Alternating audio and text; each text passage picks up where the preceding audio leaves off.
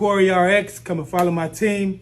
Go follow the page now, RX_elites. Again, that is RX_elite.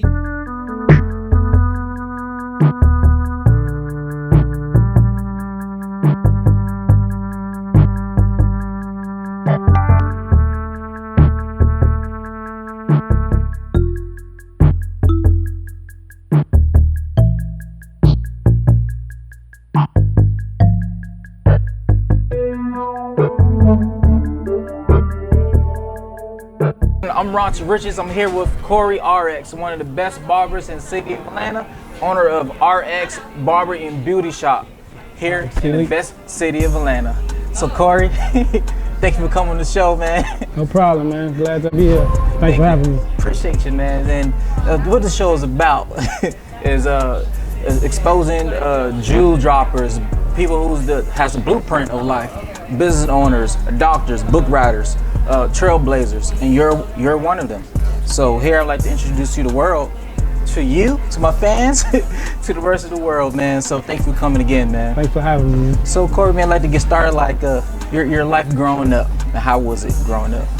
I mean, my life's pretty similar to everybody this color. You know, growing up, yeah. We grew up rough. Projects. Happy Black History Month. Happy Black History Month, right. For sure. I mean, you know, just parents doing their best to raise kids. That's all. Just grew up rough in poor neighborhoods, poverty, just trying to make it out. You from the city of Chicago? From Chicago, Illinois. Okay, so in Chicago, what inspired your barber game and what you want to become a barber? Well, I owe everything to my cousin, Antoine Glover. He showed me how to cut hair at a young age, around like 13 or something like that.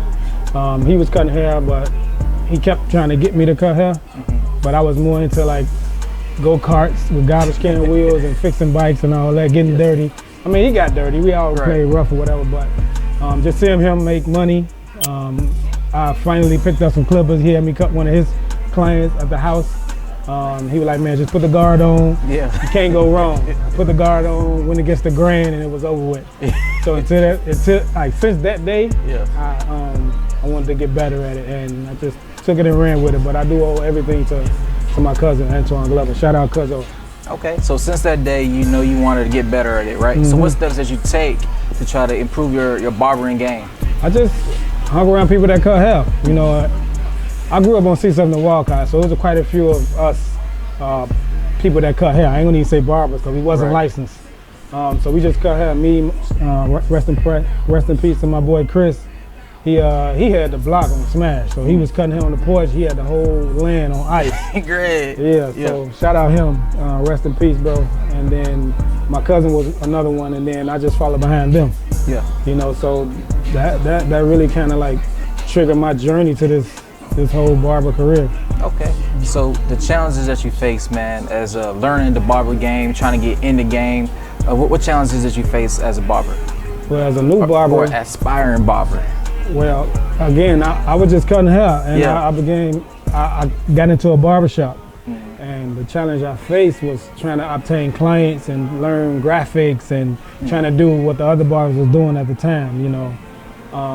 So it was very difficult because I didn't know how I was gonna get better, if I was gonna get better, where my clientele was coming from, and if people was gonna critique or just whisper like, man, his haircut's messed up and all that. So that was very challenging, thinking everybody looking at you, but in reality, people just be doing their own thing though, you know. And that's why I tell a lot of barbers that I was in school with, to man, just focus on the job at hand, don't worry about nobody, you know, critiquing your work, anything like that, because what you need to really listen to is the people that have accomplished, you know, their barber career or their barber goals. Listen to those guys, because they're not gonna steer you wrong. You got other guys that may say something or try to give you negative criticism just to hate, you know. But you got people like myself who only want to see the best for upcoming barbers, because I've been an upcoming barber for some time now. So that's my thing. Okay, the sort of education that you need, right? Sort of knowledge and skills to become one of your elite barbers or master barbers. Like you see, you're still learning and still growing.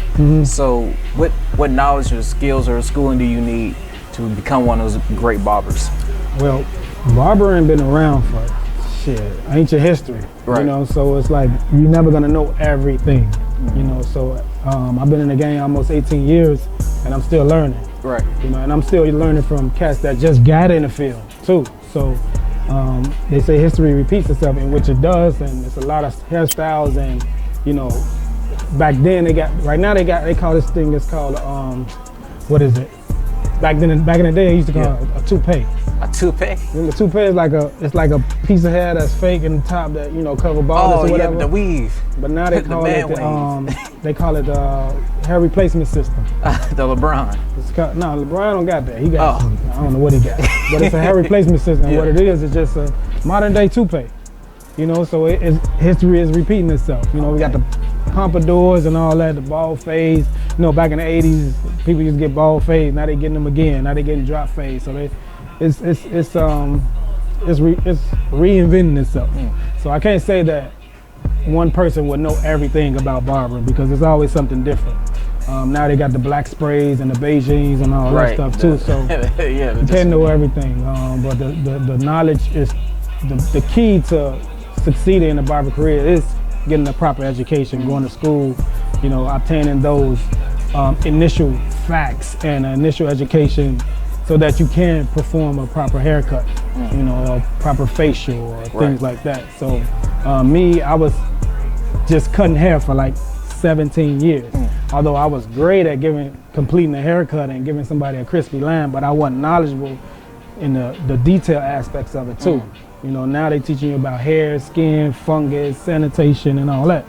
So to become a real professional, you want to make sure that you obtain that type of information before going into just cutting some hair, because it's necessary. You know, people can get sick, ill, have diseases and things like that. Oh yeah.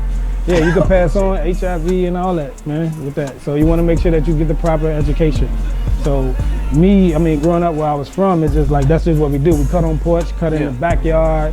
Same clippers and everything. Same clippers, everything. We ain't know nothing about sanitation, anything like that. So I would definitely advise anyone who's looking to pick up this barbering career to get the proper education. Okay. I wish I would have done that in the beginning. So how, as an owner, right? So how did you become an owner? Your mentality changed, become like just an everyday barber too. You know, one day I'm on my own barbershop. What was that mentality like? In the beginning, I didn't even think about owning a shop. Right. You know, but as I went from shop to shop, I didn't go to many shops, but the few shops that I have worked in, I like the camaraderie. You know, we go in, we crack jokes, you know. Right. And I said, I think I can handle that. You know, so after, like, I want to say like 5-6 years, I said to myself, like, I'm gonna open a shop one day. You know, but it's just a certain type of drive you must have to accomplish that. Me, I did the necessary steps into in which I accomplished my crew first before I opened my business, because I didn't want that 3 to 4 month struggle when I open up and I don't have nobody to work in there. So I put together this team of individuals to come and follow me to my shop. Like, hey, I'm gonna open up a shop. Would you like to, you know, come work with me or whatever, you know, as a team or whatever. And then they already had clientele, so it wasn't like no struggle. We had to wait for, you know, walk-ins to come in, and then the overhead to get paid and all that stuff. So me, I think that was a big step to take in owning your own business. You know what I'm saying? So getting your crew first, then opening a business, versus opening your business and then trying to get your crew. Okay. So what can you say about each of your individual partners in this barbershop? Everybody, I mean, here's the thing. I got a solid team. Yeah. You know, we all like-minded, but we all different. You know, everybody not gonna be how you want them to be or how you hope they would be, but you gotta give everybody the benefit of the doubt.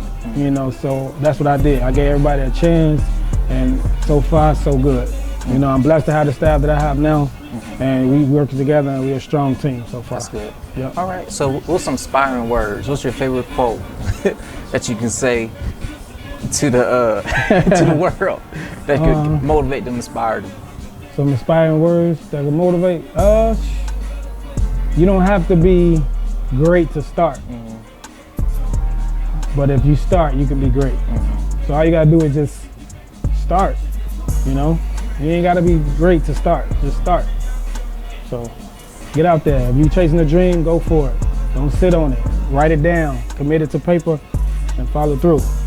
I think about that all day, man. All day, man. All right. Yeah. So how could someone come reach you? They want to come to Atlanta, or they're already in Atlanta, and want to come to the shop. How can you book? How can they reach you? If someone want to talk to you about mentorship, how can they reach you too as well? Well, if you want to come and get a haircut, book a hair point, you can follow my page, CORY_RX, and you can click the book button, and it'll direct you right to my online booking. You can follow our page, which is RX_elites. That's RX_elites. And follow our team. Our team is amazing. We got 2 stylists, 6 amazing barbers. We cater to everyone's needs, from fox locks, faux locks, all that good old stuff, you know, to locks, dreads, braids, right, bald fades, hot top, mohawks, whatever. You name it, we can do it, man. Just come check us out. Warm environment, complimentary waters. We got nutrition, drinks, everything, man. Just come check us out. 153 North Avenue Northeast, Atlanta, Georgia. Thank you, man. Appreciate you coming on the show. Appreciate it, brother. Yes, sir. Yeah, respect. Yes, sir. That's how I get script to the point. You know? I hope you got this one this time. Yeah, man, I got it. Yep. See. Yep. Sir. Real vibes, real shit, real stories. Come get a bite at the Lunch Meat Podcast.